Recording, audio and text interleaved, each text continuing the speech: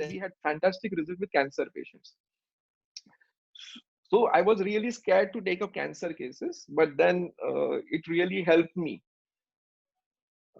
when I treated that patients out there with astrology, because there also the language was, they were all Assamese patients coming from Assam. So me being from Maharashtra, I was not knowing that language.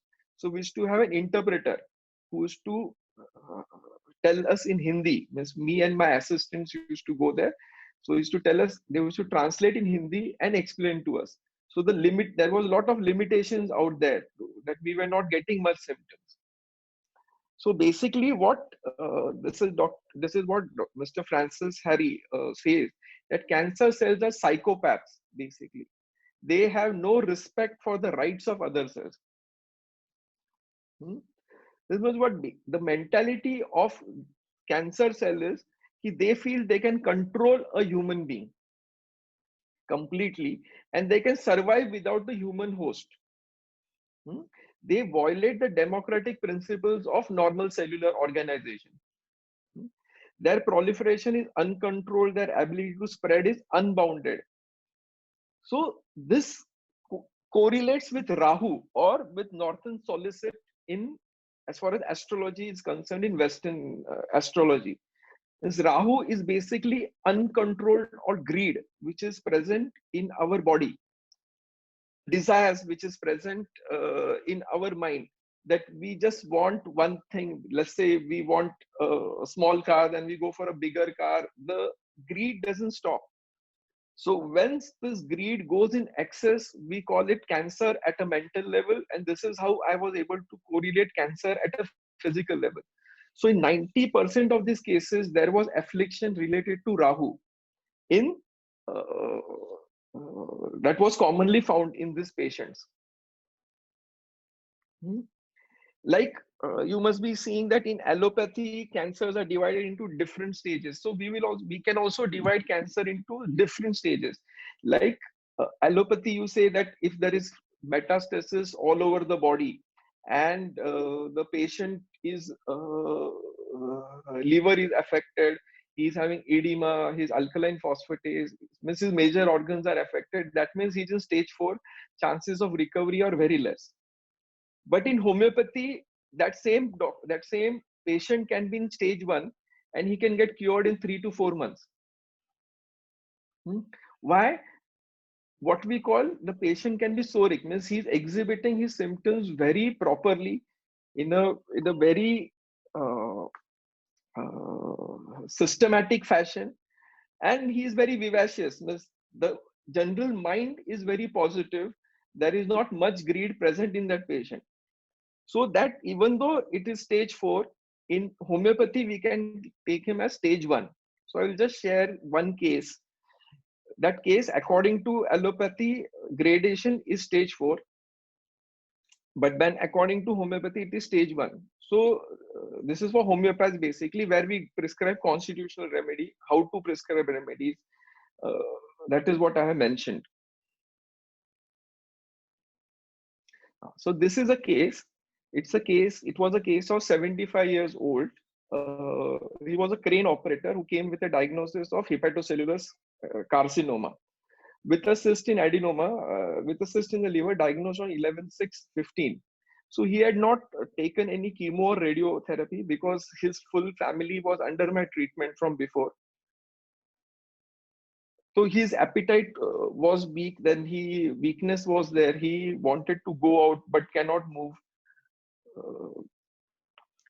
But then in general, this was when he was in a bad shape.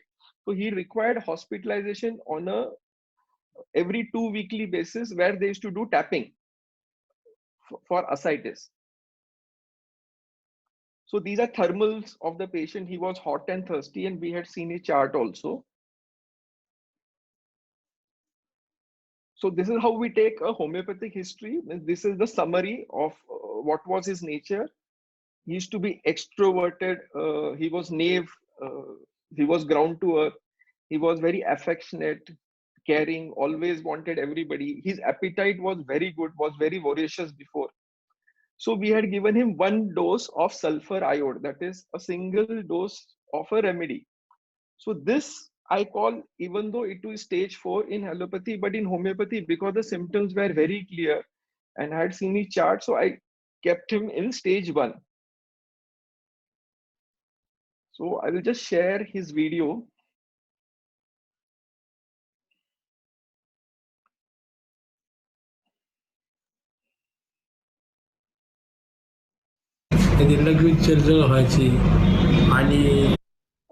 Is the audio of the patient audible? I mean to say. Yes. Okay. आणि मग हे लगेच admit करायचे मला.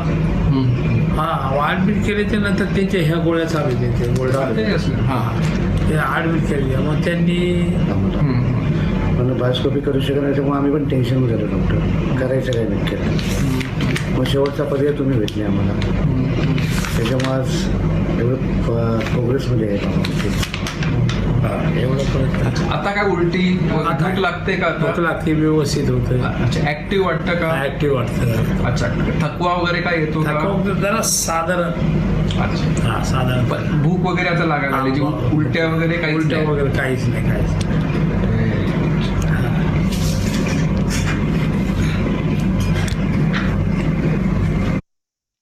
See, these are his reports after treatment. His alpha fetoprotein came back to 1 second. Am I audible? Yes, you are audible. Yes. See, his alpha fetoprotein came back to normal. His liver function tests also came back to normal. This is liver profile. His CA 19.9, which is a tumor marker, which came back to normal. Is CEA, that is also normal.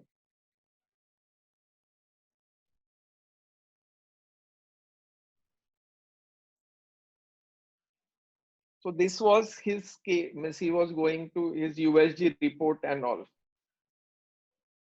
A cystic lesion, all that things was maintained, which was not accessible on USG.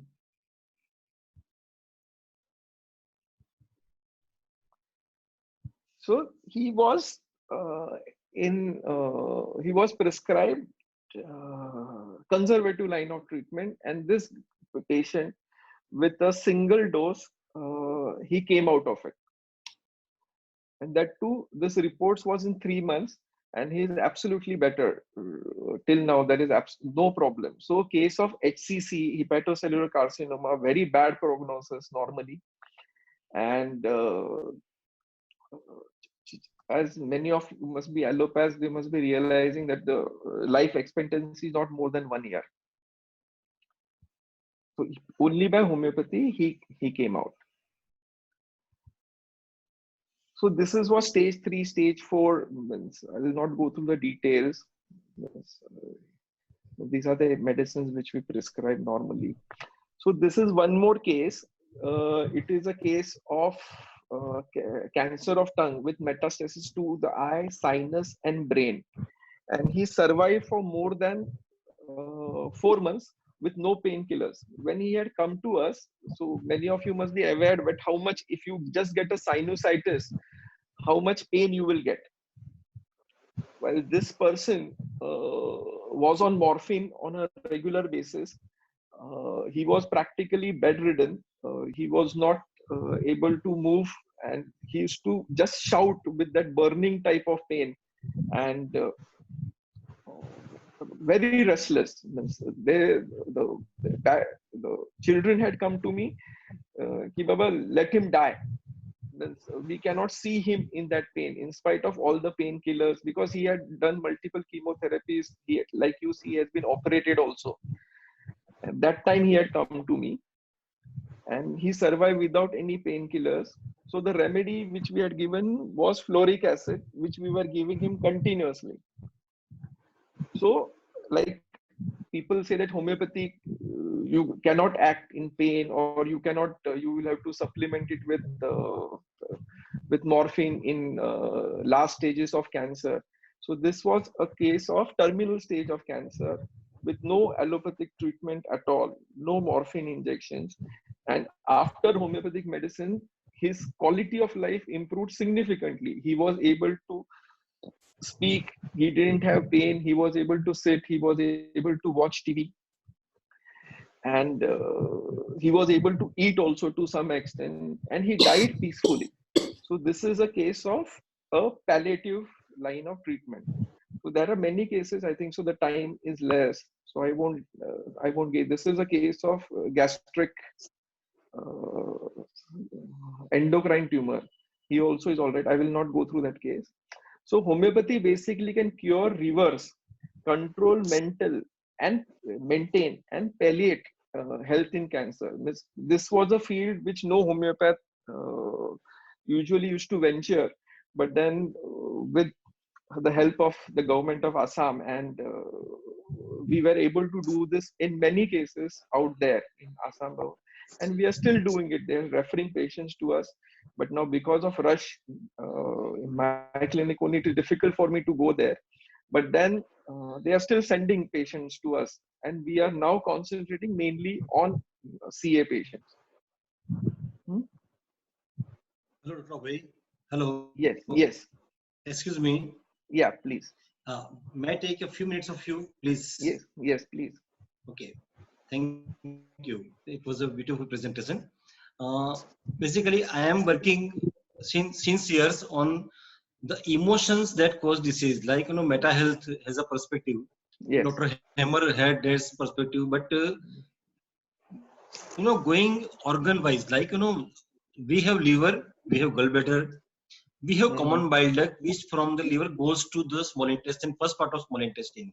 So I had 2 patients of cholangiocarcinoma. And the way I had perceived this disease is when the person feels, see, please listen to me very carefully, yes, yes. please. When the person feels, I have nothing left for my future. Like liver stores glucose for the future. When we starve, liver provides glucose to us.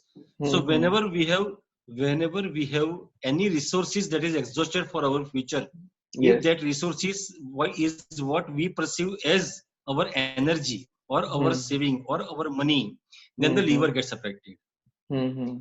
But when we feel case somehow I couldn't get the share of the finances, that is the money that I deserve, it is mostly with the what we call inheritance, parental inheritance. वो माँ बाप की जो जमीन जायदाद होती है, उसमें जो हिस्सा मिलता है उसको, उसमें if something happens कि his or someone snatches away that he share from me, that my children were deprived of the rights they had in inheritance, specifically inheritance. and now they may have nothing for their future. Mhm. One incident where this is realized by the person feels scared, or he perceives that my children have nothing left for their future, even though they had a right to the means, they were deprived of that rights. That moment, a cancerous process in the common bile ducts. Mhm. I hope I am making myself clear. Yes. I am See, just gathering human body and the way I perceive the disease. So I just wanted to ask you, okay, I will give you my yes. telephone number. If you can confirm this thing from the patient that like this thing happened before this cancer Yes. occurred, I just wanted to get Yeah, yeah, this 100%. confirmation. See, we have we had analyzed approximately in Assam 100 cases. Whoever see in Assam, this made a addition like how we tea to the to people come home. They give Super betel nut or tobacco, supari, that tradition which they follow. So majority of the patients out there used to have mouth cancer. So iatrogenic cause this, of course, emotion is major, but then there are multiple causes for it, and they have, like in India, this what you say survival money, basically money and insecurity is a common problem to many of individuals of lower middle class or middle class. So this concept, what you are telling, is definitely common in them, that they are not getting their share. Like bile duct means the problem comes with relationship. That is what I have seen. So, Dr. Abbas, When there is, Sir, Dr. Abbas and Dr. yes, Patil. So, thank you very much. This is a very interesting conversation because what you shared, Dr. Patil, what brought you to combine astrology with homeopathy was very powerful, where you said in cases where you can't get information, look at native extract. What Dr. Abbas is now sharing is if you include, when you include the understanding, the principle of meta health, you even get more information. So, 100%. Yes, yes, 100%. I would now Time, yes. introduce her mentor, Dr. Soni, and then Dr. Soni can share his case that he wants to present to us. Hello, Dr. Soni, are you there? Hello, Dr. Soni, are you there? I think he's not there, Doctor. There must have been a connection error. He should be back soon. He had joined. I think there was a connection issue. Okay, then Dr. Rashmi, then you can share what you have learned and discovered from Dr. Soni. We have a few people who haven't shared. Dr. I will be sharing one.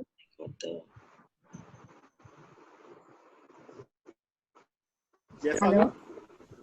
The net is terrible today. Yes, continue, Doctor.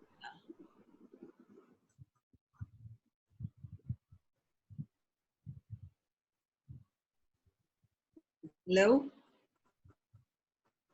Hello? I will not say what happened to see because we keep it up to he should be back. Doctor, some of my perspectives on it. And first of all, before I start the topic, I would like to thank Dr. Sarita for everything we had been reciting, and my father, Mr. R.K. Nagpal, who had done a fine-tuning with the poem. And I want to thank Dr. Ms. Bramri, who's shared my slides, who's prepared my slides with me. So I'd just like to share a bit of slides so that things could be clear.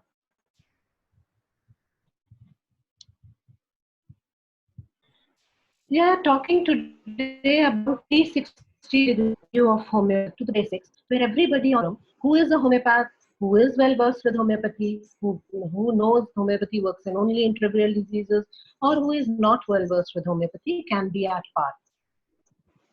So, as Carl Jung says, disease is the door to consciousness. We are not here to heal our illnesses. Our illness is here to heal us. So basically, whatever we encounter has a reason. And so with this homeopathy, most of us we know, and homeopathy, as my friend Dr. Jaswant says, is far more than knowledge. It's an experience. We have to gain it. Okay? Homeopathy is based on natural laws, and it does not disturb the natural rhythm of a person. Other products might disturb it. So they are based on natural laws, which I'll be skipping for now.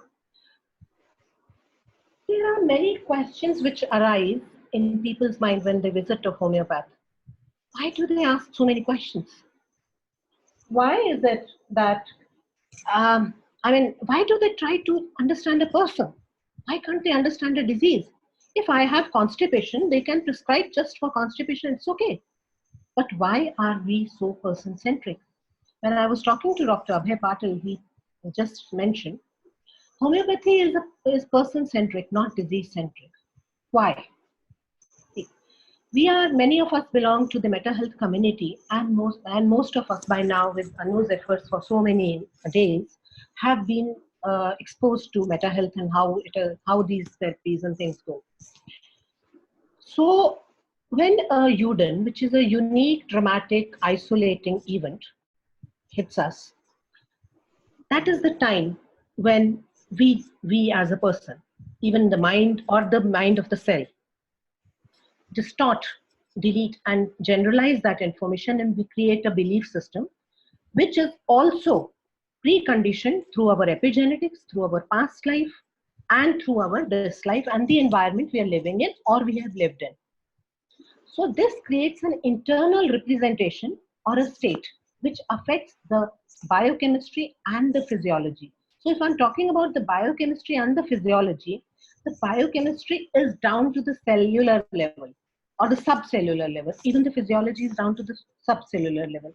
It is not at a gross level just as an organ. So when this is disturbed, what we perceive on the outset is behavior, which is manifested as signs and symptoms. So this individualization is a cornerstone of homeopathy. That is what we do. That's why we ask so many questions. We try to understand that person. We try to understand that biochemistry, that change. Where does it come from? What has happened with him? And there might be times where we have been to the genetic level or to the intrauterine level. I'll share a case later with this. So with this, we create filters, and that filter is an adaptation. We are adapting to that information that is fed in our brain, and that is disease. So the next question when somebody visits a homeopath is, how does a homeopathic remedy act? You say that you work with poisons, you work with other things, but you also say that there is hardly any medicine in it. So beyond the Avogadro number, there is no medicine. It is just an imprint of the substance which is there. So how does a medicine act? Or a remedy act? We call the medicines in homeopathy as remedies. Another cornerstone of homeopathy is similia. Homeopathy is based on the law similia similibus curantur, which means like cures like. This means that a substance which produces something which a similar aspect to that of the disease is the one which will cure. So if somebody, is this visible? Yes, it is. Thank you so much. So if we have this slide, I'll put in a better slide over here. Yeah, this one. So this is the normal rhythm. The one in the yellow is the normal rhythm of the body, or I've mentioned it as the vital force in health. Vital force is the substance or something that the energy that animates every living being on the earth. Be it an animal, a plant, a bacteria, or a human being, it animates every living creature on the earth. We can't see it, but we can feel it. It works in a rhythm. So that particular rhythm, which is the normal day and night rhythm, is mentioned in yellow. And the vital force, what happens in disease? It is this vital force which gets deranged. Deranged means it shifts its normal rhythm. And this is how it becomes, which is shown in red. Now what happens? When a homeopathic remedy is selected, how is it selected? How are homeopathic medicines proved? Homeopathic medicines are proved on healthy individuals. Healthy individuals, if we understand in meta senses, who are not conflicted or very less are conflicted. So what happens is, when this is proved in healthy individuals, what happens is, these medicines produce, so this is the process.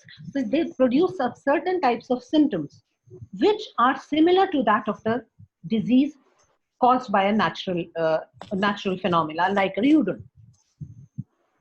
So the disease, the medicine which is similar in action to that of the disease force is the medicine which will treat. How?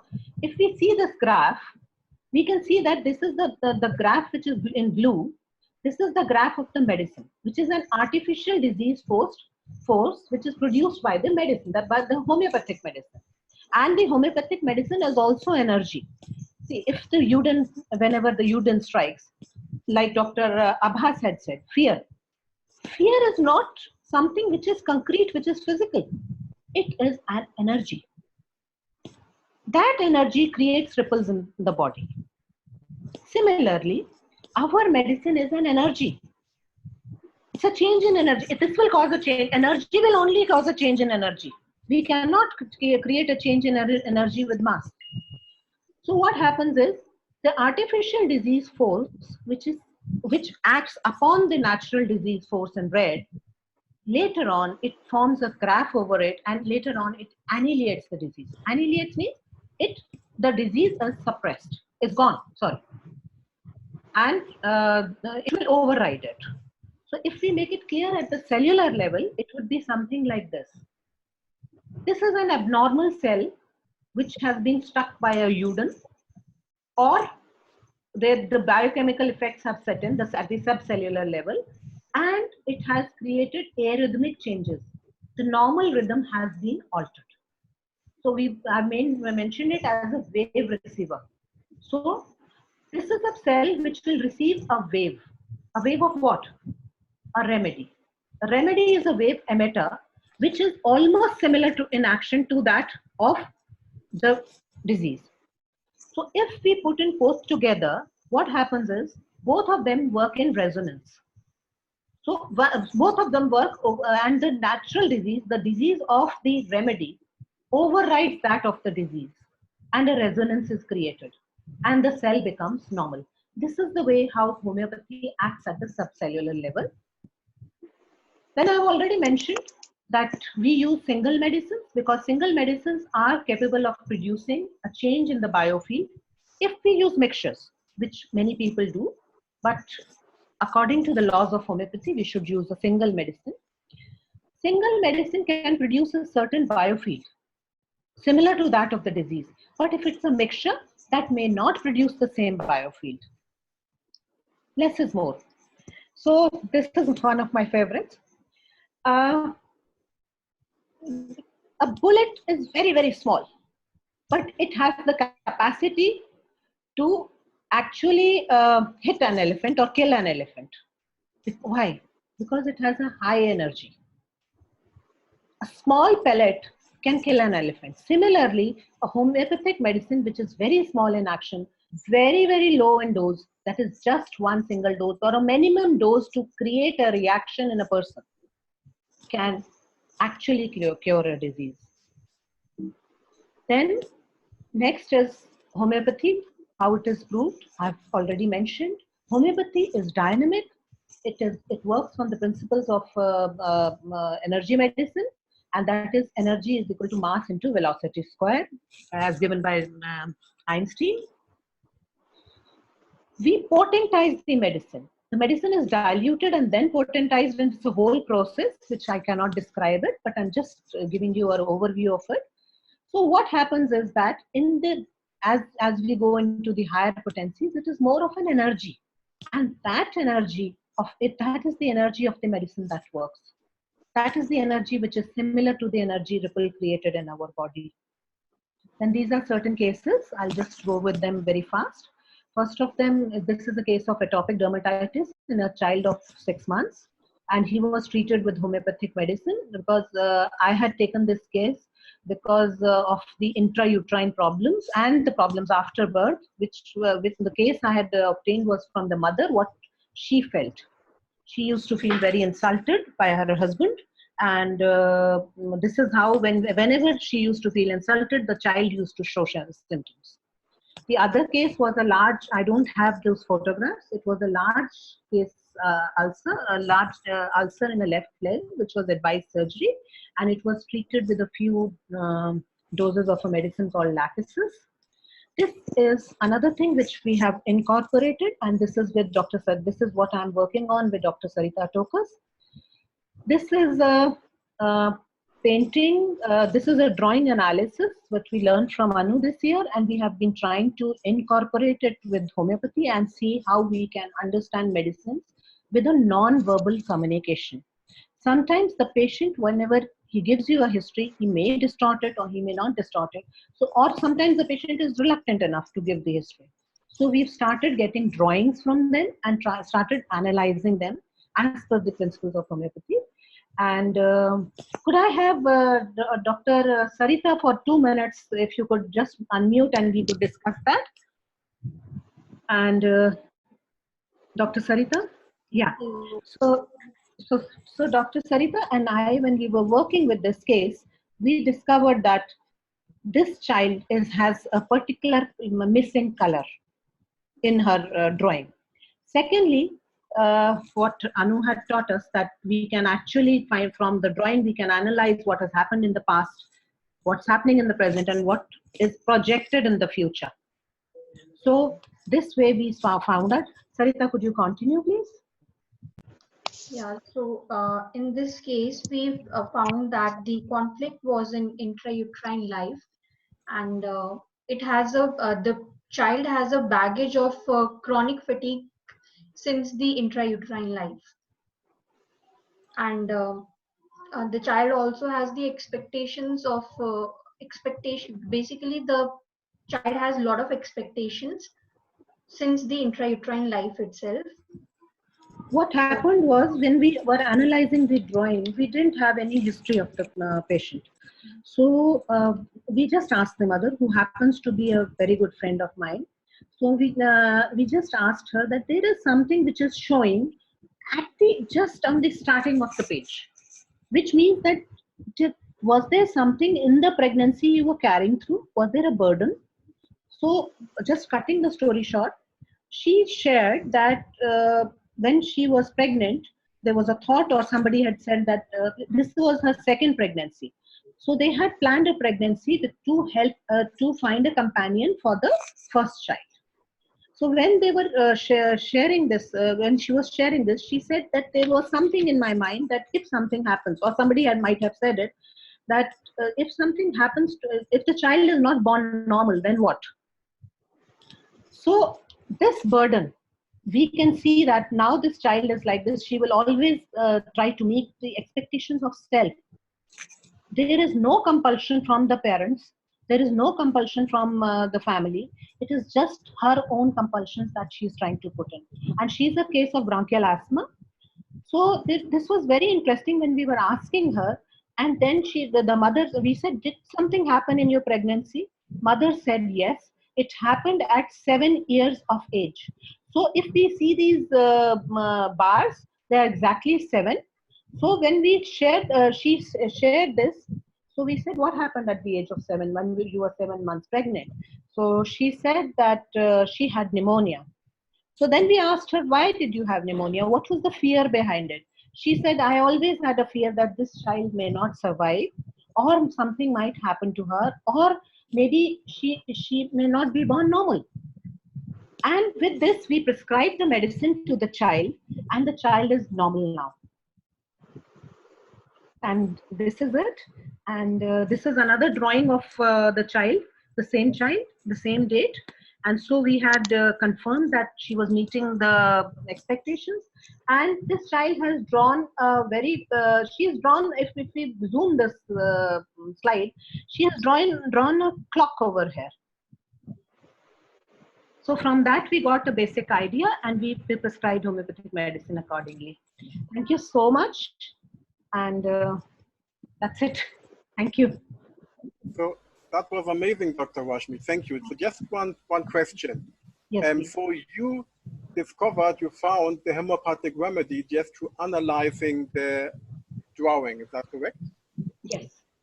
Okay, so that's another way how you can find the homeopathic remedy. So thank you very much, Dr. Rashmi. And Dr. Sarita will be sharing more of them. She has, we have been working together on this aspect, so she would be sharing more of them. Thank you. Okay, so Dr. Savita, just let me introduce Dr. Jaswant, and after that you can share Dr. Savita. Is that okay? Yeah. Yes, so Dr. Jaswant, please, I invite you to share your case. Let Dr. Sarita finish her case first. Okay, good. Thank you. It will be okay? Yes, yes. So Dr. Savita, please continue. Dr. Rashmi, can you stop your presentation because we can still see your presentation? Sure.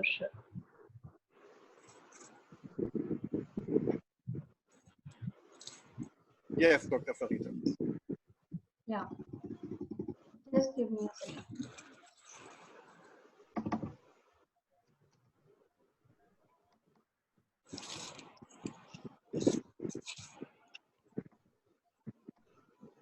Hello.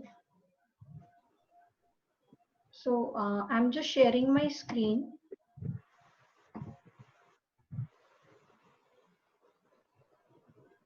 Is my screen visible? Yes, it is. Yes. So I'd like to talk about few cases that me and Dr. Rashmi are working together, and we have learned this from Dr. Anu, and so basically starting with that, drawings are the key to our subconscious mind. So let us explore the use of drawing and color analysis in case studies. So I'll share this case number 1.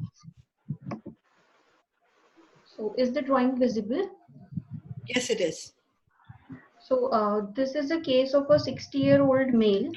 The presenting complaint was relationship issues.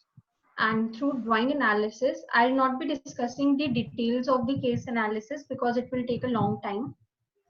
So the patient, through drawing analysis, we found that the patient was going back to the past to find the mother's love.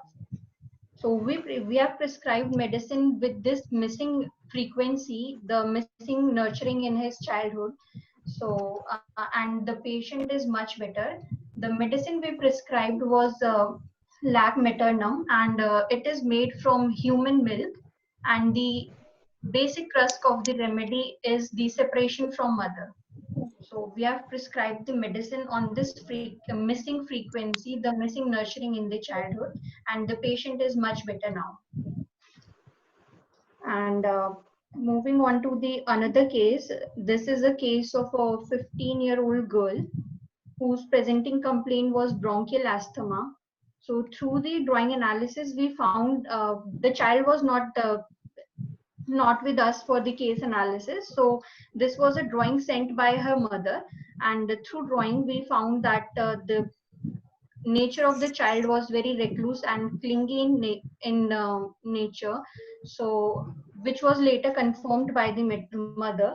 So the medicine was prescribed on her basic constitution, and the medicine which we prescribed also is a very recluse kind of medicine, not only in temperament but also in the disease symptoms. So we prescribed the medicine on this basis, and she is much better. So this is all what I have to share about Could the I drawing add, could I add something on the drawing, please? On this drawing? Yeah. This girl, when we found out how recluse she is, even the mother was astonished because we asked her that this girl is recluse.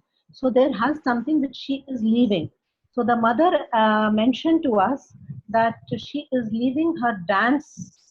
She is very good in dance, and the parents want her to pursue her dance because she has already completed 5 years in dance. So in traditional Indian dance. So, but she doesn't want to do it. So the mother was very astonished, and she said, "How did you know that she is getting so recluse?" And from that, we picked up the remedy, and her complaints are better, absolutely better.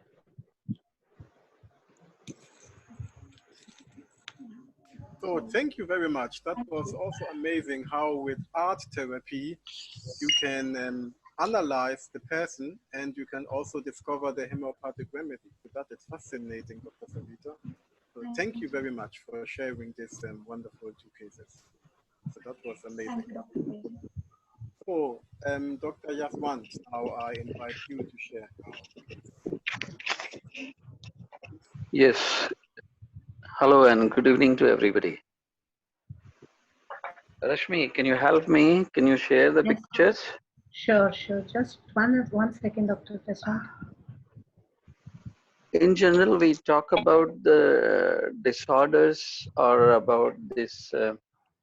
We believe that the emotions or thought patterns, they cause our diseases. But how they affect the body, there must be a link. There must be a link between a thought to the gene. How genes are affected from the emotions. Is they really affected, or this is we see the effects. We don't see that how they are affecting. So before going into that part, that thoughts affect the genes and changes the biochemistry and produces disease or a disease and pathology, let me share this case first. This is Rashmi, the baby in the green suit. Okay, just 1 second. The first, they are identical twins. And 2 years, they are around 2 years now. This one? No, the last one, yes, this one. This one. The father of these children is from India and the mother is from Australia. How they met, that's a different story. But when before this pregnancy, the mother had a pregnancy in which she conceived in England, and for general diagnosis or so, they initially or generally people go for investigations. Is there any this chromosomal anomaly or not? So for this, when they were in Hong Kong, they went for detailed analysis. And so in that pregnancy, a chromosomal disorder came out. That was Klinefelter syndrome. And those who are in medical side, they understand what it is. Those who are non-medical side, I just explain in simple words. There is Klinefelter syndrome. A boy cannot be diagnosed, or a baby cannot be said a baby or a boy. Means there is a difficulty in identification of sex. So when they had that, at that time they contacted me. After that pregnancy, and that pregnancy was terminated after so many sessions in person or on telephone. After 1.5 years of that pregnancy, she conceived this. Mother could attach herself to the previous pregnancy, but not much to this pregnancy. Around 5th or 6th month of the pregnancy, she realized that one of the baby, she could feel that this is the green suit baby whom they have named Amaya. She felt that this Amaya is allowing the other one, whom they named Valentina, other one to be more active. Valentina was more active and throwing her limbs like anything. So this Amaya allowed her to be more active, to take more food. She just withdrawn herself. And after delivery, it was found that she is very, very less active. She's not crying. She's not complaining, not crying for food even. And the doctor in Australia, they diagnosed that this baby in future would be physically and mentally retarded. And this statement, yeah, we can understand easily how affects the parents. What is the treatment then? If the baby becomes mentally or physically retarded, then Rashmi, can you show the photos of hospital of both the babies when they are having Yes, tubes? This one. No, not. And there is one photo of one baby who is having tube. Yes, this is Valentina. There is another photo.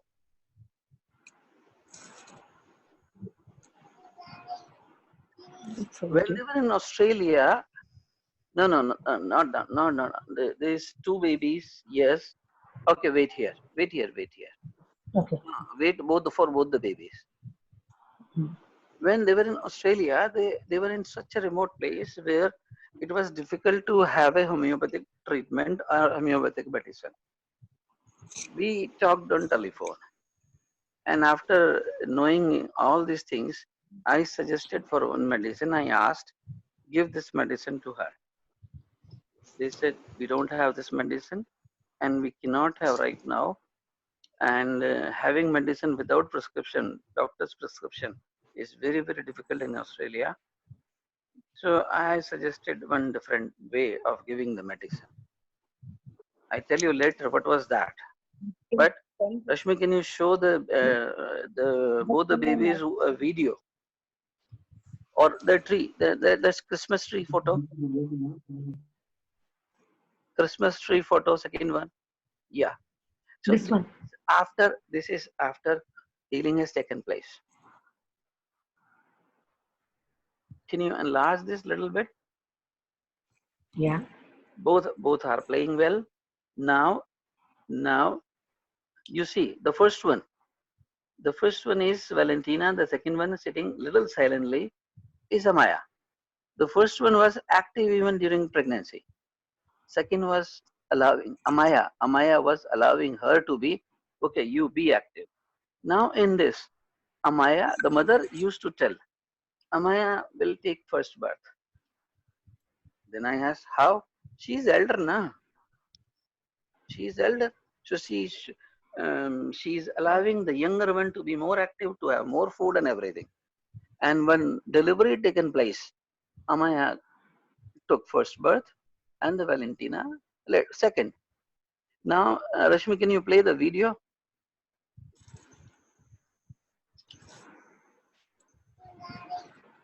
No, this is a photo. Yes, this video. This video is sent by father today from England. Here in this video, you will see Amaya is little few percent slower than the Valentina.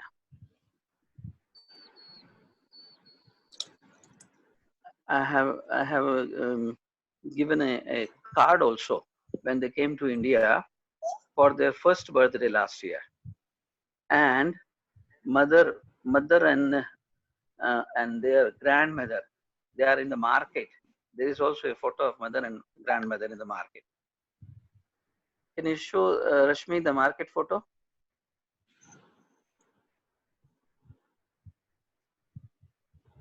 No, not this one. This one? No, these both are together. Now other one. This one? The market photo. Yes, this. Can you enlarge this? Yeah. The previous one. Okay. Yes, this is. Right? Now in this case, we gave the medicine, but we did not give the medicine. Now this statement seems to be controversial, or you can say anything. This statement can be, or this statement is not a statement. We have just written the name of the medicine on the bottle of milk bottle. They both were on the top feed. When they approached me, both the babies were of around 4 months, and I just asked them, write the name of medicine on the milk bottle of Amaya and allow her to take. She was having difficulty even in sucking the milk from the bottle. We talk of meta health or meta medicine. I have asked them just to write the name of the medicine on this milk bottle. The mother is a very famous chef. She is a very famous chef. She is energy healer too. She could understand what I'm asking her to do, and she did. And the improvement you can see. Now they are 2 years and few months. How this writing the name of the medicine can help the people? This is the question. Since we are a group of meta people, meta health, meta medicine people, or some of us is called meta community. Can we understand this phenomena? If we want to understand this phenomena, Rahi has a message, there is a goosebumps. If we want to understand the phenomena, then we should understand two things. How thought, writing the name of medicine is not a thought even. Dr. Emoto, if many of us must have heard the name of Dr. Emoto, who has written, did his research on water, how water is changing with the thoughts and emotions. Dr. Emoto from Japan, I hope many of us has heard about him, and his his work was on water was like anything. He has taken water from many places, some places which were known as very sacred, some places which were just normal places, or if you abuse the water and make the crystal out of it and take the crystal out and examine under the microscope, the beautiful pictures comes out of that crystal. So somebody has wrote this, that that homeopathy is majority, what majority calls placebo.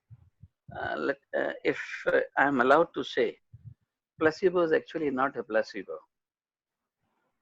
If a person is having faith, do we call it a placebo effect? Rather, we need to re-examine or have a research or a detailed investigations in this field, that is placebo is really a placebo, that there is nothing.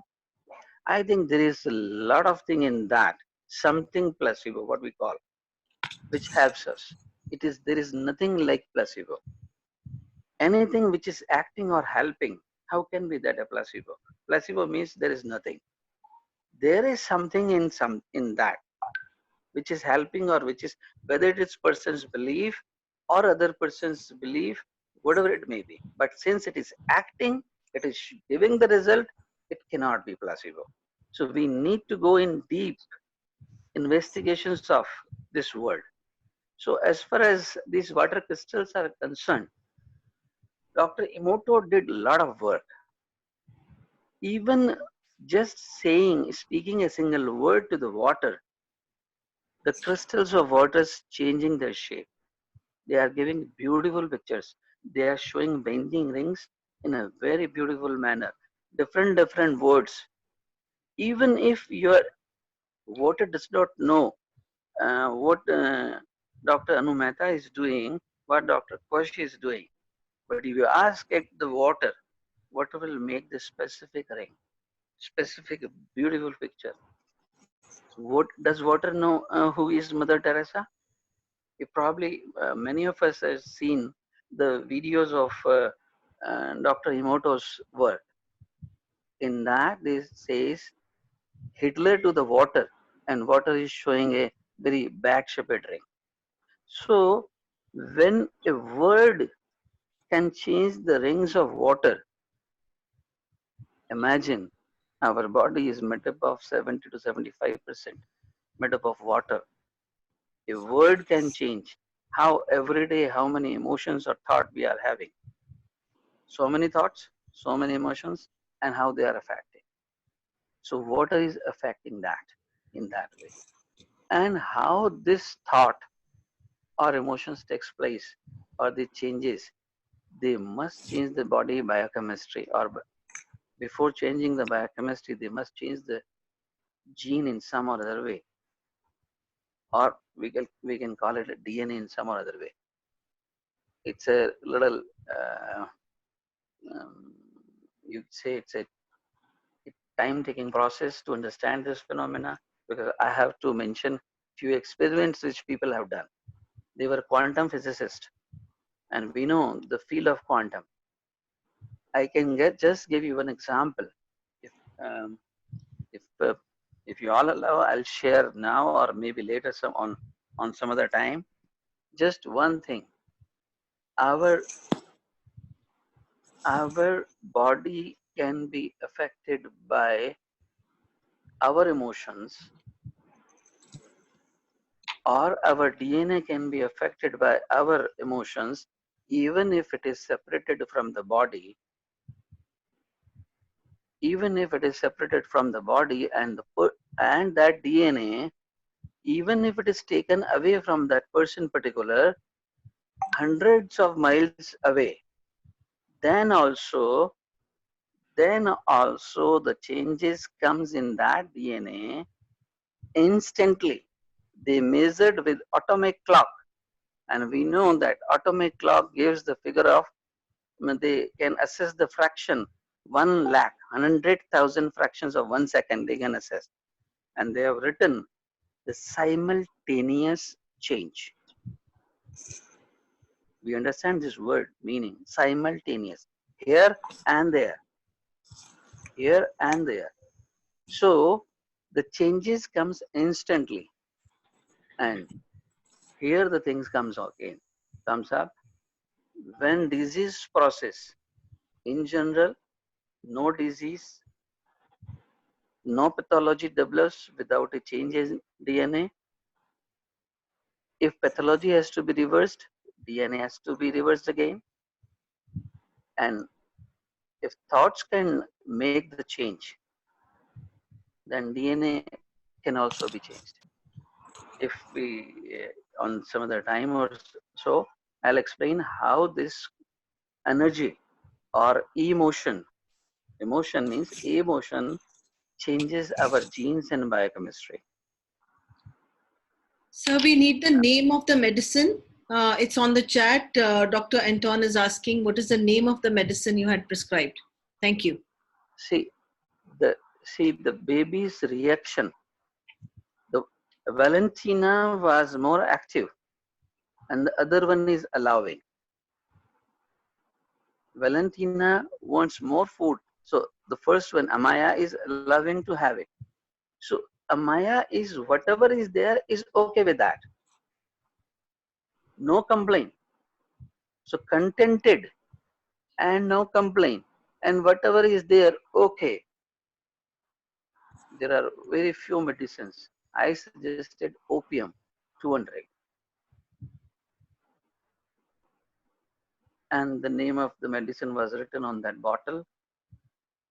Always they used to fill the milk in that bottle, shaken a few times, and given to the baby. It was difficult for the Amaya to suck it out initially, but within few days she could suck. After 2-3 weeks, she could suck more normally, and the growth you can see in the video. And both the babies are playing in one, what is that, on a chair or something. Is that okay about the medicine? Yes, this is the photo of both the babies.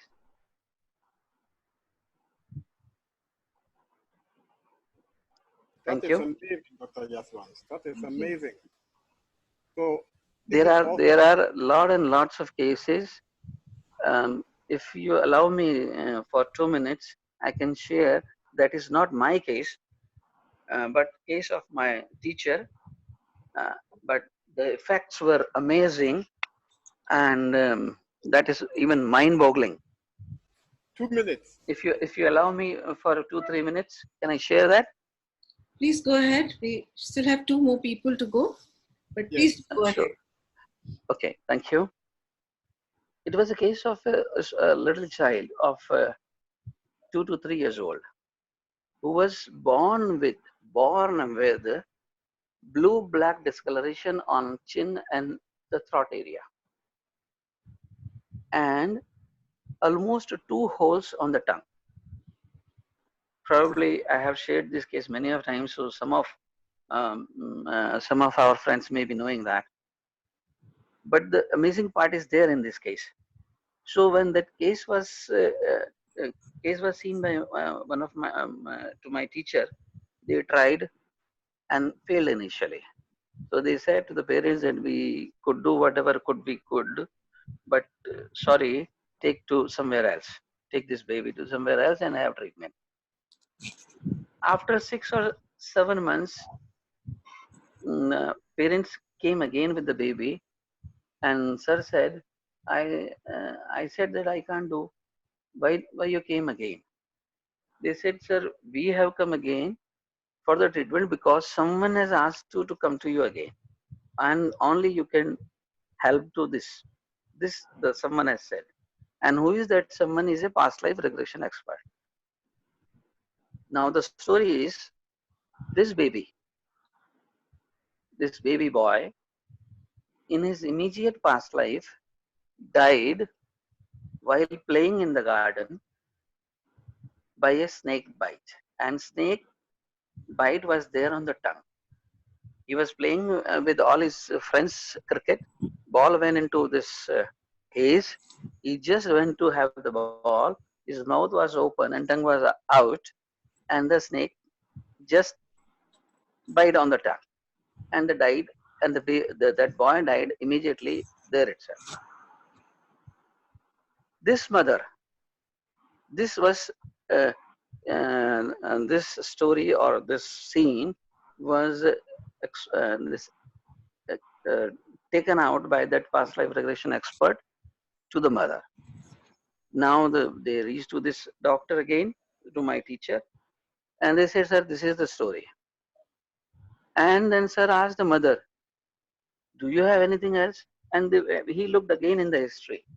In the history, mother said, even before the pregnancy came in, few days before of the pregnancy, mother used to have dreams of a snake.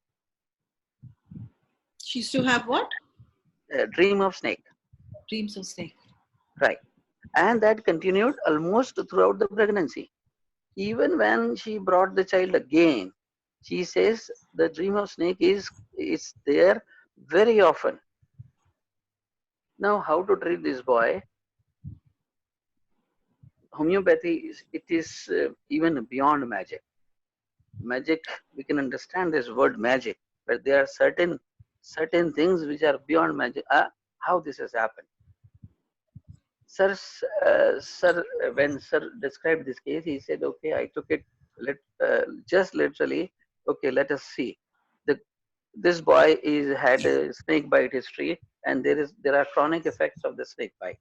He just referred and gave one medicine, and asked the mother, if your story is, he said, just say these things. If your story is right, your dream of snake will disappear first. And later on, this blue-black discoloration, plus these 2 holes on the tongue. And mother said after 3 months, dreams disappeared within 15 days. Within 3 or 4 weeks, the blue-black discoloration started reducing, and 2 holes on the tongue started filling up.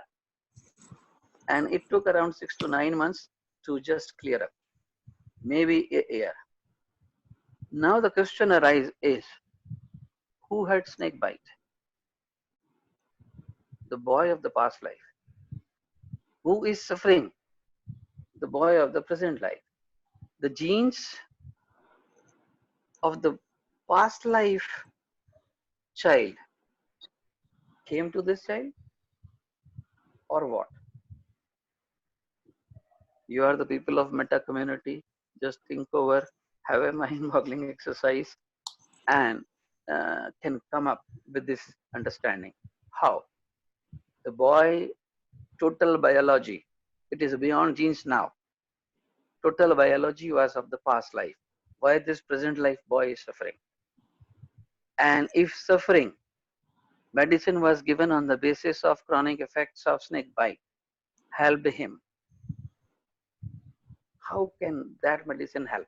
Medicine of the present, helping the present boy, the present cellular part, present DNA, present genes. They are totally different parents. Present parents are totally different, and the past parents are totally different. Past parents are different. How the connection has come up? Some of us said about the past life also. So how these are helping? Do we have the connection? If so, if there is any connection, what is that?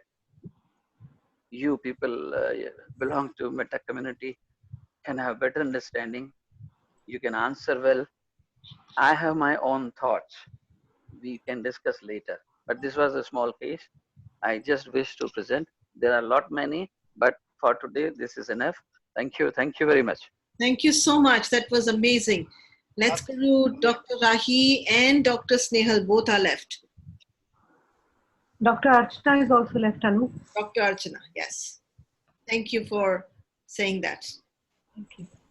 My recording in between, audio, there was nothing in between. So I was completely lost. So Dr. Wahi, please. Yes. Namaste, everyone. Namaste. I would just like to share two cases which, because of the knowledge of meta medicine and homeopathy, I could treat with one dose and quite quickly. I hope I can share the photographs. Just a minute.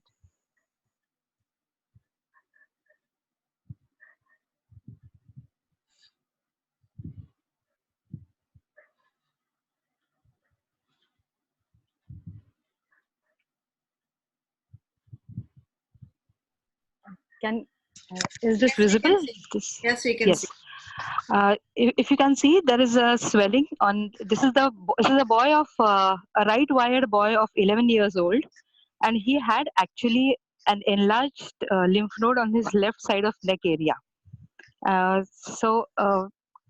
When he gave history of when there was a unit test going on in his class, there was a girl who was poking him from behind and was asking him the answers to the questions she didn't know the answers to. And he was absolutely angry, and he turned back and shouted at her, because of which his teacher cut his 2 marks out of 15. And he's an absolute scholar, sincere boy, and he was very, very angry with her.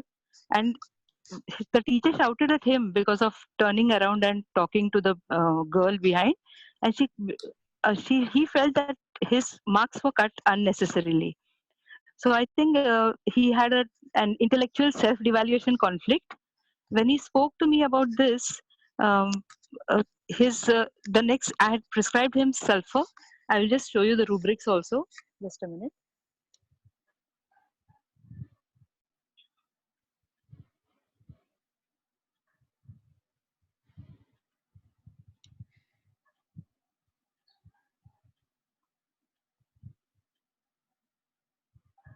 Is it visible properly?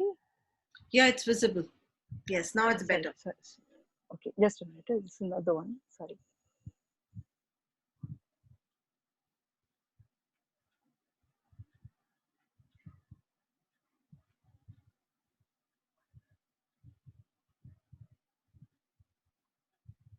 Is this visible now? Yes, it is. Yeah. So, oh God. I'm sorry. I'm Don't worry, it's fine. I'm sharing some different.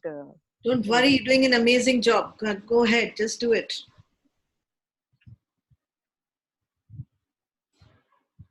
Yes. Yes, we can see it now. Very good. Yes. So this was I'd selected the rubrics ailments from honor wounded. He didn't want to be disturbed, and he was a little bit manipulative because he told his teacher that she shouldn't cut her marks because it was not her fault, and he cried and he tried to create some drama.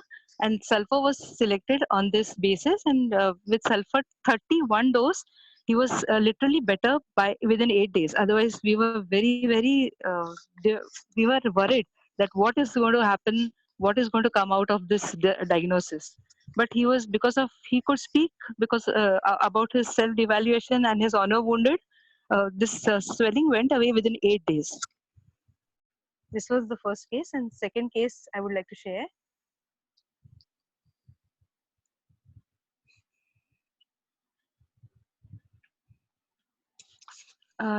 Can you see this? Is this visible? Yes. This person has. I don't have the other photographs, but he had urticarial rash on his knee and on his palms. Sorry, on his dorsal aspect of his hands. Both the hands and both the knees, he had these eruptions, and especially on his ankle part also he had got these urticarial eruptions.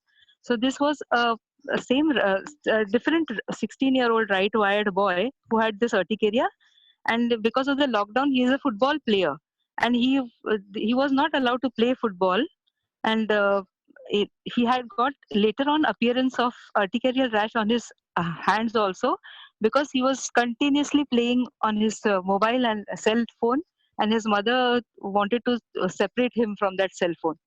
And as you know that the brain level of the sensory cortex part of cerebral cortex, skin, articular rash is covering the epidermis, affecting the epidermis, and the biological conflict is linked to the separation conflict.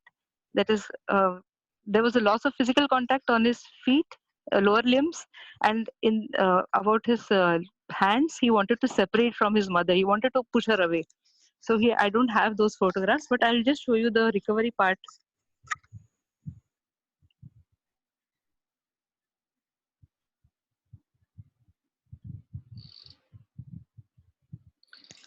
This is the recovered part. Is this visible? No. Okay. Is this visible now? Yes. Yes, now it's Yeah. visible. Wonderful. Thank you. This person, he was given Lachesis, 1 dose, 200. Initially, there was severe aggravation for him at night, and within 2 days, he was completely cured of all his urticarial rash. And he spoke to me that, Masi, I can't play football, and my mom doesn't allow me to play PUBG, and then I get angry and irritated. What am I supposed to do in this lockdown? And as soon as he spoke about this, within 2 days, all his rashes disappeared. I'll just show you the rubrics also in a minute.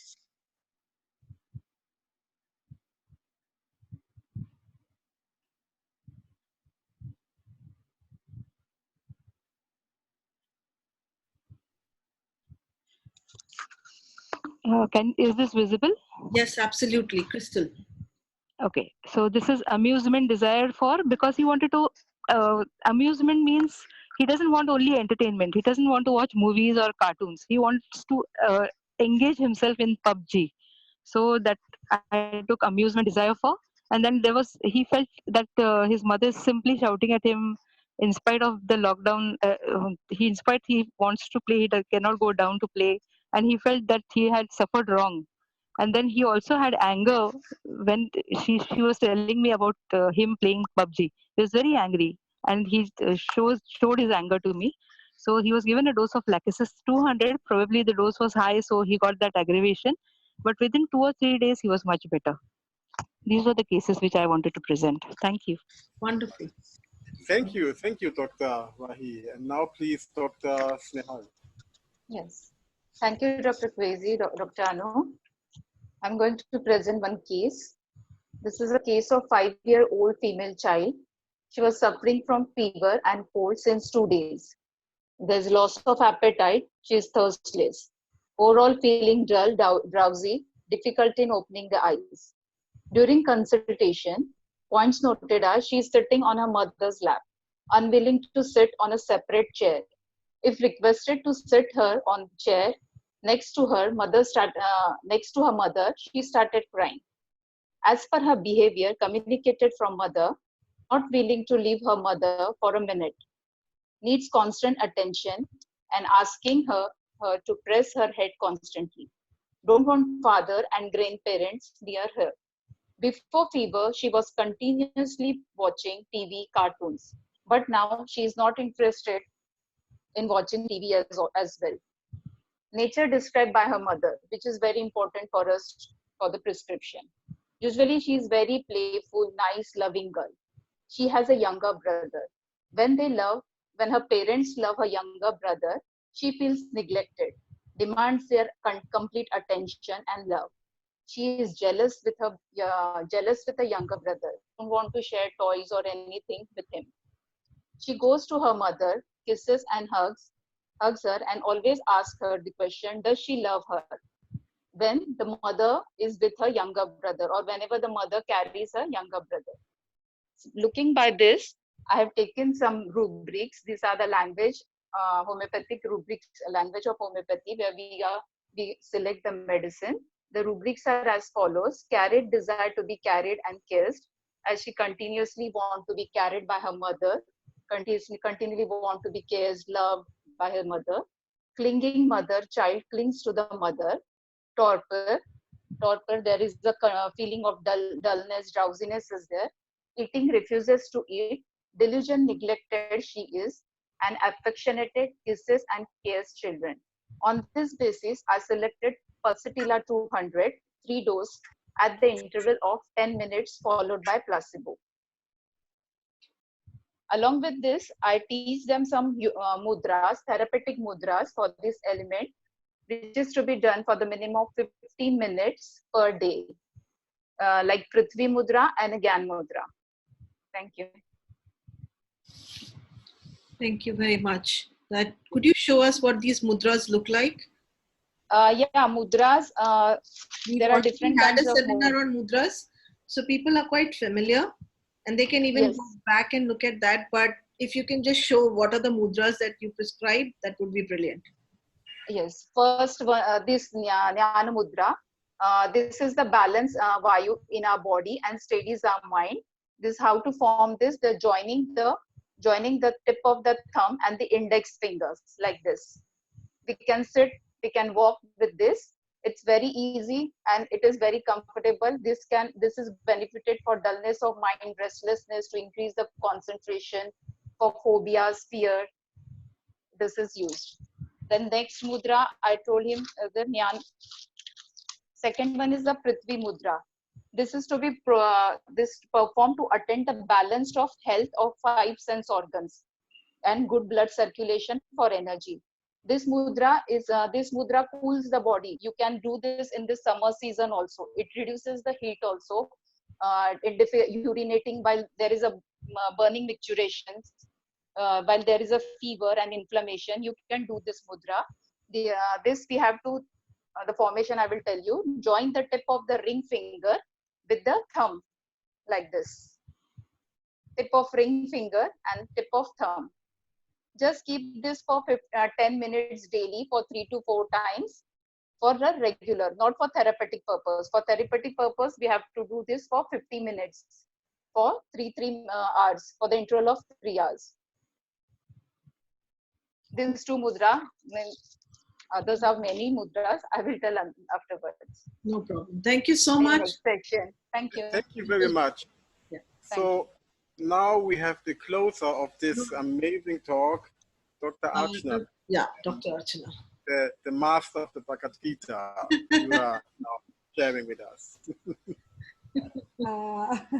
Thank you, Dr. Kwesi. But today, by chance, I didn't pick up something from Gita. Continuing the topic, am I audible to everyone? Yes, you are. Okay. continuing with the topics that most of our doctors have shared on the drugs and the working of homeopathy, the homeopathic beliefs, there's just a small introduction that I wanted to give everyone, that we know that the remedies that are made in homeopathy, they don't just come from plants. They come from animal sources, they come from mineral sources, they come from every source, including the venoms. So today I just want to give you a little insight on the doctrine, basically. See, we all know that the different kind of venoms are made up of, let's say, basically proteins, and they contain enzymes which break the cells bonds and work their way through. All right, that's how the venoms work. Venoms have been used in Ayurveda also. There the cobra venom used to be used to relieve the pains, the neural leprosy pains.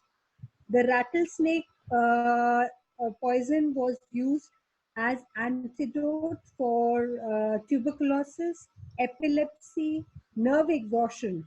Even rheumatic and inflammatory diseases have been mentioned in Ayurveda to be using venoms in certain amount of doses. In homeopathy, we take the venom, we potentize them, and we use them.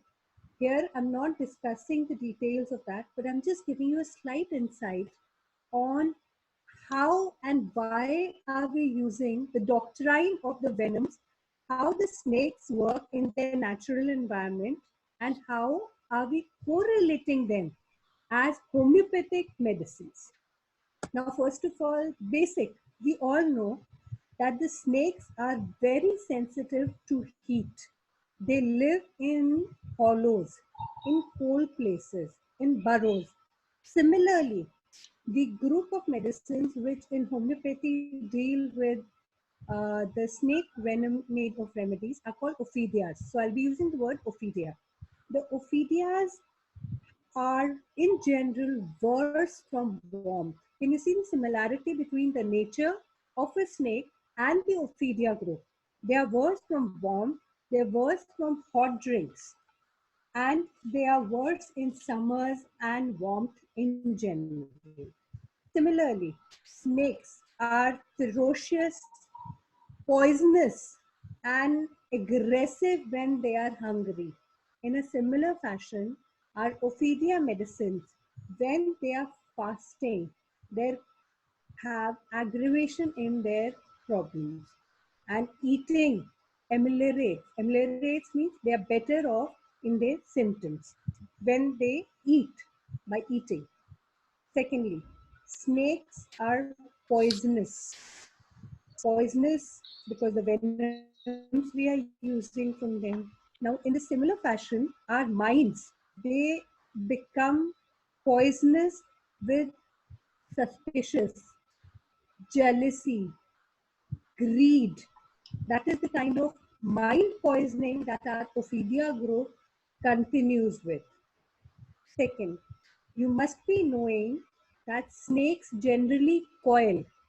Just to inform you that snakes, especially the cobras that I'm very much aware of, most of the snakes, they coil in a formation from left to right. The coils in nature, the snakes that they make, it's from left to right.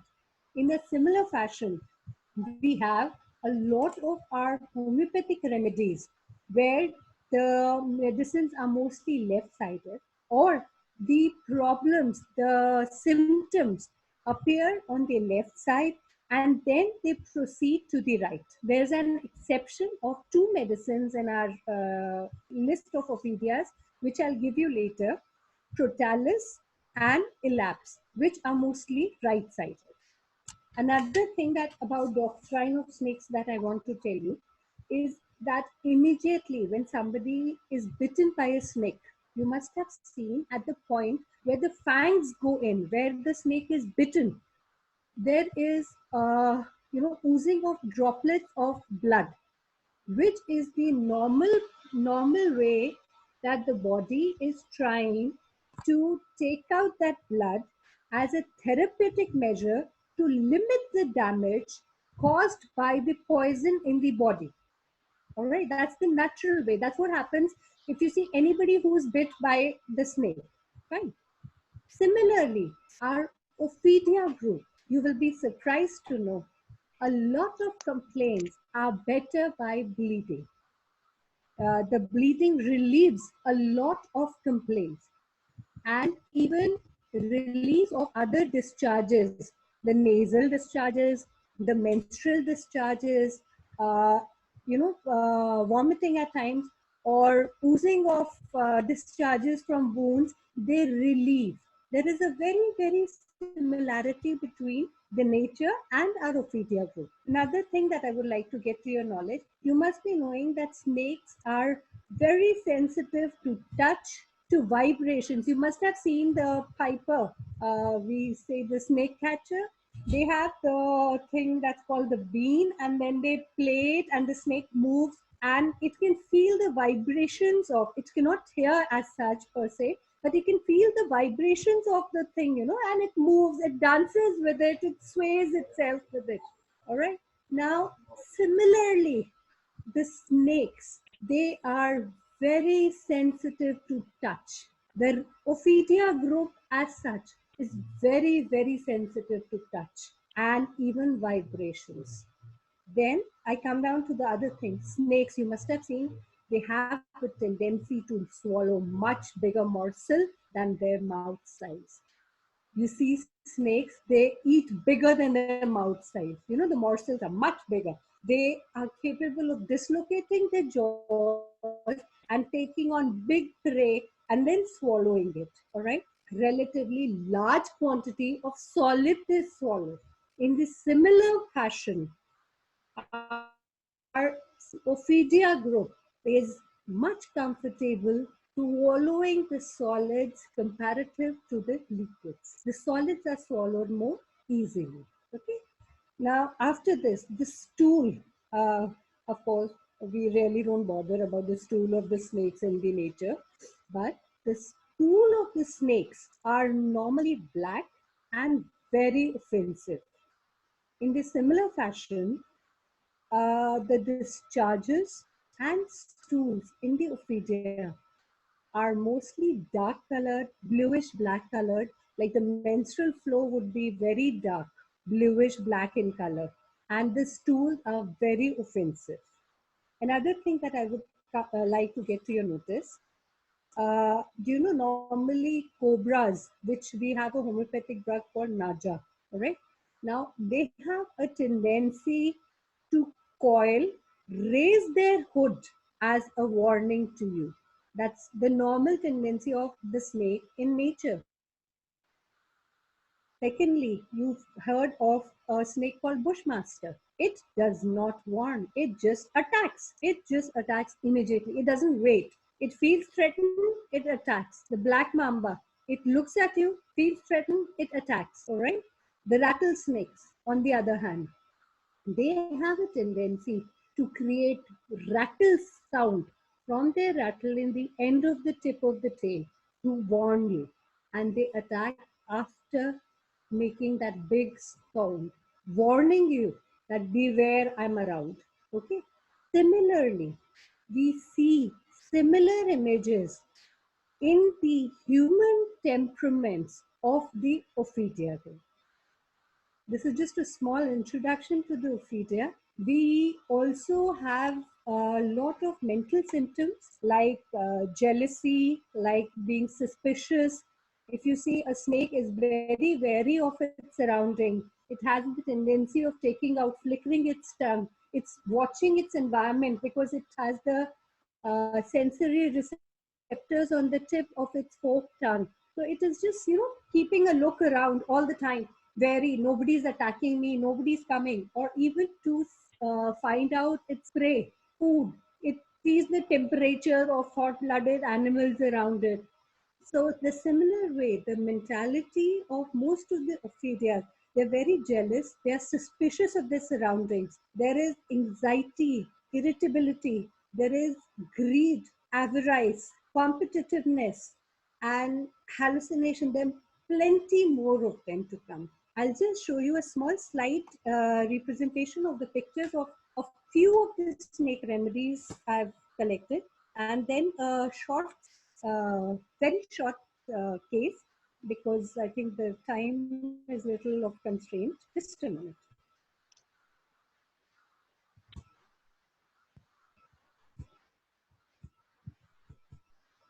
Can you see the screen, please? Yes, we can see the screen, but it's not shared still. Archana has started sharing the screen. It's not sharing. Okay. Yeah, there it comes now. Yeah. It's okay now? Yeah. Okay. Now this is a Lachesis snake.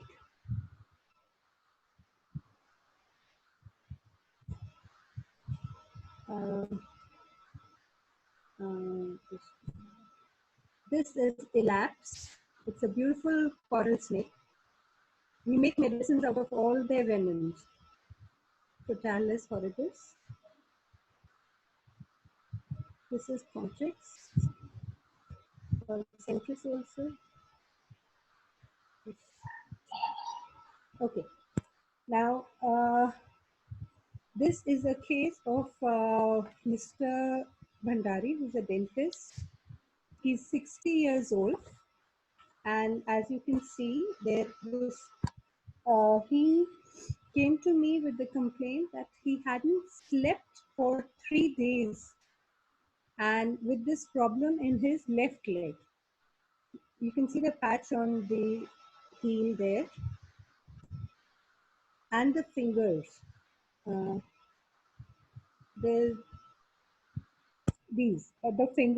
toes before that, the left toes. You can see the bluish discoloration and there's gangrene on them. And he had severe neuralgia, pain, swelling, and a 60-year-old gentleman, and he was very sad and melancholic, very sensitive. I couldn't touch his feet. He did not even allow me to touch his feet. He was like, just, see it from a distance. And he had the fan running in his room. When I entered, it was a little suffocating for me also. So I said, can you just increase the fan? And he said, no. It's going to run only on 1 number. I can't tolerate it more than that. So the fan being on 1 number or not was the same. It was making no effect. As you can see, the discolorations, I'll show it to you.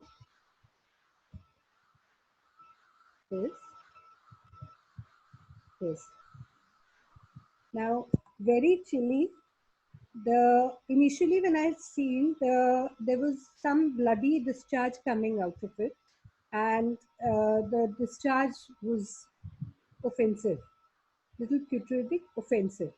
And seeing everything else, we had, by chance today, most of the cases have been of the same drug. I mean, just indication, different doctors, and even I gave him just a single dose of Lachesis 200, and he's much, much better.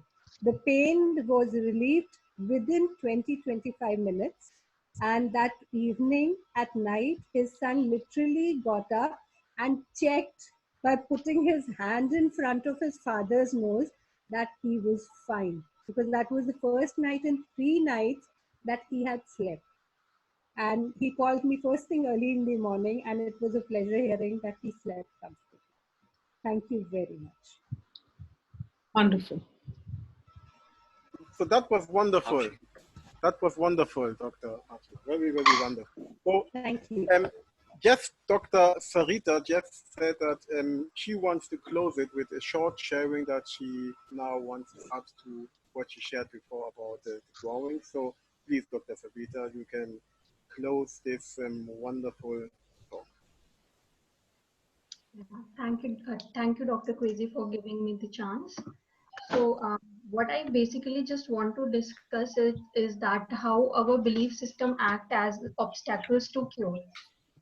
So I'll just make it very short and just discuss a case. So, hello. Please, can all others mute so that we can listen to Dr. Sarita? So Dr. Sarita, continue. Yeah. So how belief systems are formed has been already discussed by Dr. Rashmi. So how belief system affects a person depends upon his sensitivity. And what is sensitivity is, it is our ability to be impacted to a certain kind of a trauma. So reactivity means is directly proportional to sensitivity. So here I would like to discuss a case, that is a case of a 57 years old female, and it is a diagnosed case of cystoid macular edema, that is a painless condition affecting the central retina, leading to loss of vision. So the presenting complaint of the patient is decrease in vision. And why I'm discussing this case is how the belief system has acted as an obstacle to cure in the case. So the belief system during the case taking, I found that it was in intrauterine life.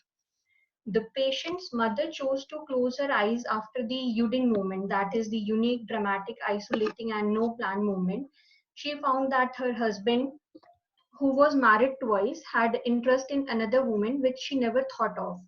She chose to shut her eyes off out of fear of losing her dignity, and suppressed all the anger, grief, and she felt kind of injustice was done to her, and felt fear of attack by the second wife on her children.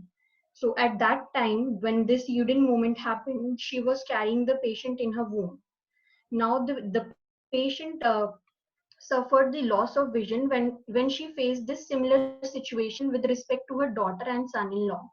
So why I'm discussing all this is, as Dr. Abbas also talked, that it talked about the case that child was so fearful, and unless and until we remove the fear, the case will not respond. So here it is very important to cure the first Yudin movement that was followed by the belief system for not seeing. So the medicine which was prescribed in this case, it is a still ongoing case. So the medicine prescribed here is Tefisagria 200. That I prescribed one dose, and this medicine has like great power to. It is a medicine that is suitable to people who are very sensitive to insults and dignity. So some good changes have started coming up, and I'm looking forward for the better changes ahead. And this is what I just wanted to discuss, that belief system act as obstacles to cure, and we need to look about them and cure them. So thank you. So that was amazing, because you know I'm an eye doctor, and so I love this case very much. But thank you, Dr. Sarita. That was a wonderful sharing. So this talk was amazing, because each one of you is unique in your wisdom and your application of homeopathy. We had about past life, about informing the water. Dr. Abbas, he didn't even share that he can just touch people and he can sense everything and can identify the homeopathic remedy. Yeah, we have got astrology, then with the different cases that you presented.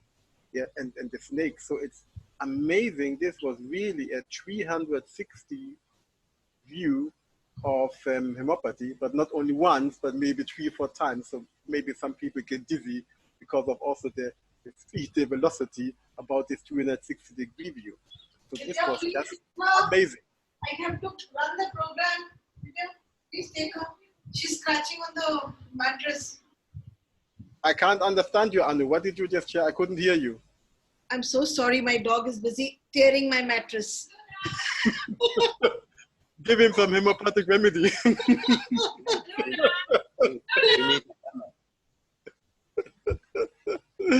Okay, so for technique, you need always a hammer. Yes, so that was just amazing, and thank you for everyone who shared, who contributed in this meeting, and the regards that we in the Western world have for the homeopathic doctors, homeopathic practitioners in India is so high, because the way that you are being educated and you are trained and have this experience, and just focus on that is just amazing. The whole world can learn from you. So I'm just blown away from what was just shared in this talk. It's just amazing. We generally end the session, and I'm really, really grateful to each and every one of you. Today there were plenty of glitches during the program. Plenty. To begin with, I didn't have the audio and I couldn't get access of anything. I didn't even know if anything was getting recorded. So I have no idea how the recording went in between. I had to literally run with my laptop outside so that I could be in an area where there was internet. Outside? You broke the lockdown? My room into somewhere, you can't go outside the house. And then it was interesting because I was trying to put you guys on the Facebook. I did manage a few snippets from the laptop onto the Facebook, but I wasn't really very successful, but I'd got it in my head, so I had to do something about it, or I wouldn't be able to sleep with it. Okay, so despite all of you, and many of you have never used the laptop the way you did today, like sharing and stuff like that, you all managed and you all survived it. And I cannot even imagine how much of knowledge all of you have. And it's almost like I'm sitting on a gold mine and searching for knowledge outside. Thank you, each and every one of you. If we can just give another 5 minutes to Benifer so that she can do one card reading for each one of you who has been very, very kind today to spend so much of time. And you've really gone a long way and presented yourself. So just remember, today there were glitches, so you will definitely forgive me for all the recording glitches and my screaming in between. When Luna was busy trying to feast on my mattress, she was trying to dig into it. Okay, so Benifer, where are you? Hi. I hope she's not gone off to sleep. I know, no, I was waiting. Actually, it's 12 o'clock. My kids I'm so sorry about this. Yeah. So we'll do everything quickly. Yes. One card for each person. We'll start with Dr. Kwesi because he's the one who has been actually holding the whole group together. And I, on the other side, have been having a flying constellation today. So, yeah. Yes. Hello, Dr. Kwesi. I'll just Hello. pick up that for you. Yes. Just all of you, tomorrow we have beautiful Janice Thompson who's going to be speaking with us about grief. So we have another very beautiful session tomorrow. And right now I have been able to enroll even Christina to speak on our forum. So that's going to be brilliant. Okay. Dr. Kwesi, 2 cards are picked up for you. One is Archangel Raziel, who is saying, I'm helping your spiritual side to awaken fully, so you can clearly see heavenly love. That's the first card. The second card is Angel Bridget, who is saying, caution is warranted. Look deeper into this situation before proceeding further. So if you are planning to do something, just think twice and then go ahead for whatever you need to do. Thank you. Most welcome.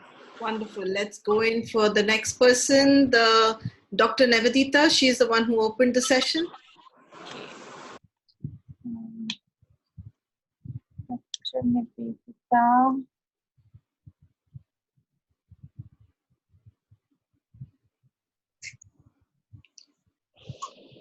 Is Dr. Nivedita there? I don't know. I really. Oh, she left. She left. She apologized. Go to the next person. Let's go to Dr. Archana.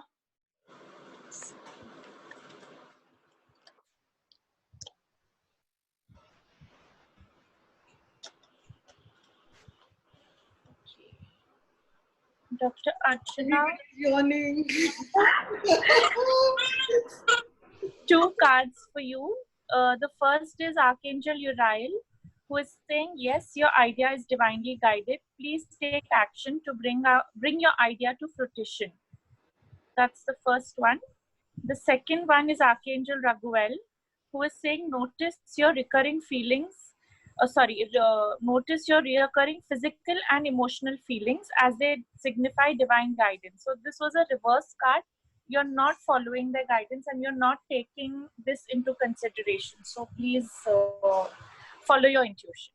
Thank you. Wonderful. Let's go to Dr. Rashmi Arora.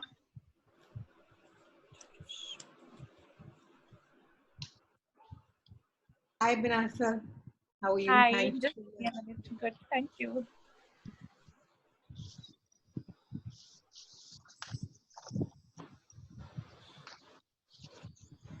Dr. Rashmi, I have picked up 2 cards for you. The first is Archangel Metatron, who is saying you have a bond with children. In particular, you can help children who are sensitive.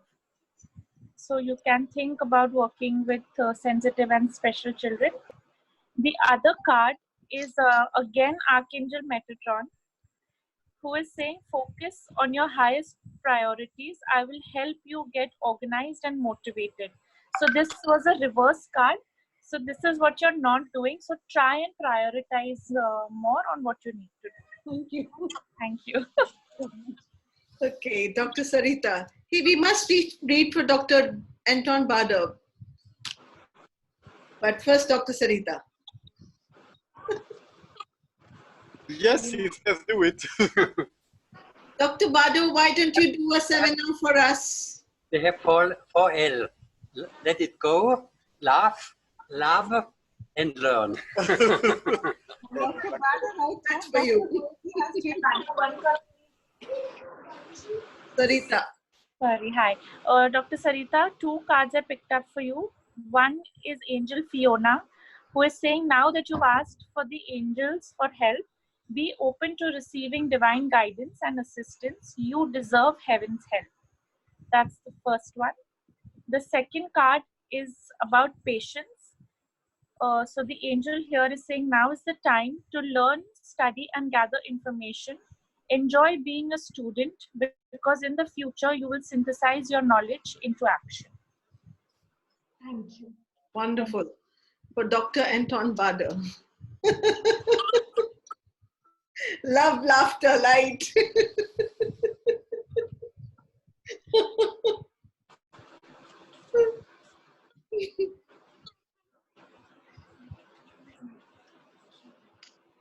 Dr. Endon, I 2 think cards. you're characteristic, no? The first card is Angel Athena, who is saying it is safe for you to be powerful. You know how to be powerful in a loving way that benefits others as well as yourself. So this is a reverse card, which means you're not owning your power. You don't own what you can do. Okay, Binay, just 1 minute, Shanti. Let Dr. Kwesi translate it for him. Oh, okay, sorry. Yeah. I've already completed the translation. Okay, wonderful. Next one. Okay, so the next card is Angel Sonia, who is saying, I bring you a message from your deceased loved one. I am happy and at peace, and I love you very much. Please don't worry about me. Wonderful. Thank you. Okay, let's go to the next person, Dr. Rahi. Dr. Rahi.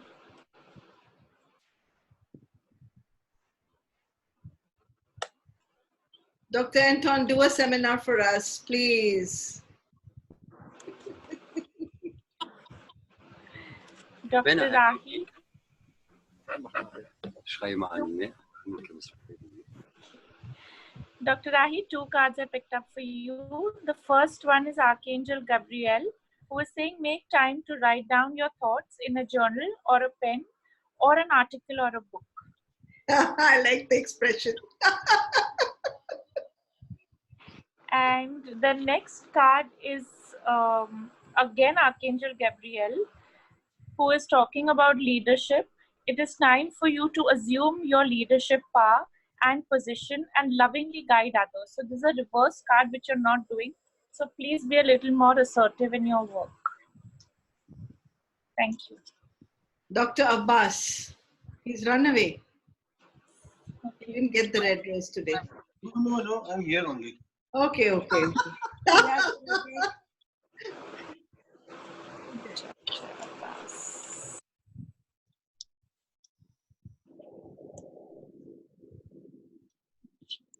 Dr. Abbas, I have flowers for you. You can pick them up for a tea. You can pick one from there. Dr. Abbas, 2 cards I picked up for you. The first one is Archangel Haniel, who is saying trust and follow your renewed passion in your love life and career. So whichever one you have renewed passion in, please follow that. Second is Angel Bethany, who is saying when you take excellent care of yourself, everybody benefits. Give yourself a relaxing treat today, such as a massage, sea salt bath, or a pedicure. This has come in reverse, means you're not taking care of yourself. So please do pay attention a bit to yourself as well. Thank you. Wonderful. Thank Dr. you. Manorama. Thank you, Benny.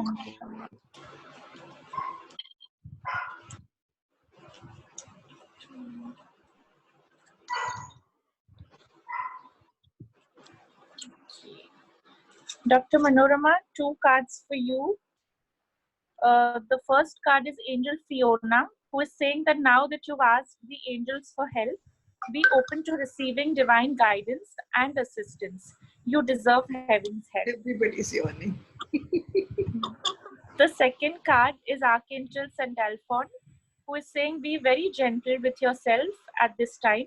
Surround yourself with gentle people, situations, and environments. Thank you. Wonderful. Let's go to Dr. Snehal. Have I missed out anybody? I hope not. We've done enough glitches today. Dr. Snehal. Dr. Snehal, 2 cards for you. One was a jumping card, so I'll read out that first. That card is about overcoming difficulties. Archangel Jeremiah. He says the worst is now behind you as you are surmounting any previous challenges. So this was a reverse card, so please have faith that things will improve for you very soon. The other card is Archangel Sandalphon, who is saying be very gentle with yourself at this time. Surround yourself with gentle people, situations, and environments. Thank you. Okay. And the last for everyone in the group. Thank you.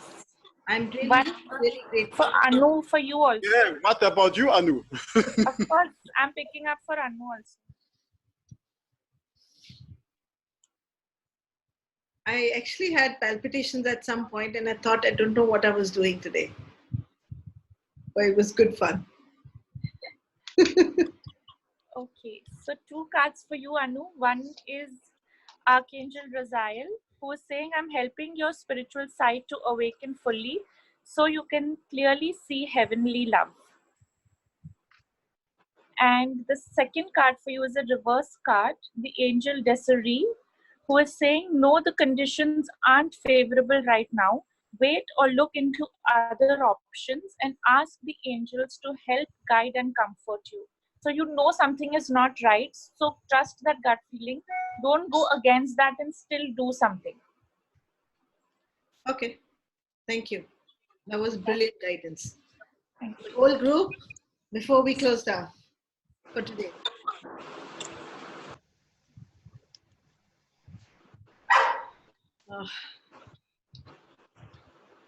So both are reverse cards for the whole group. One is again looking after yourself. So it's Angel Bethany. When you take excellent care of yourself, everybody benefits. Give yourself a relaxing treat today, such as a massage, sea salt bath, or a pedicure. And the other one is Angel Rosetta, who says that you have a gift for working with young people, and your divine life purpose involves helping, reaching, and teaching or parenting children. Thank you. Thank you, Vinay. Most welcome. And you're more beautiful when you read nice cards. Thank you.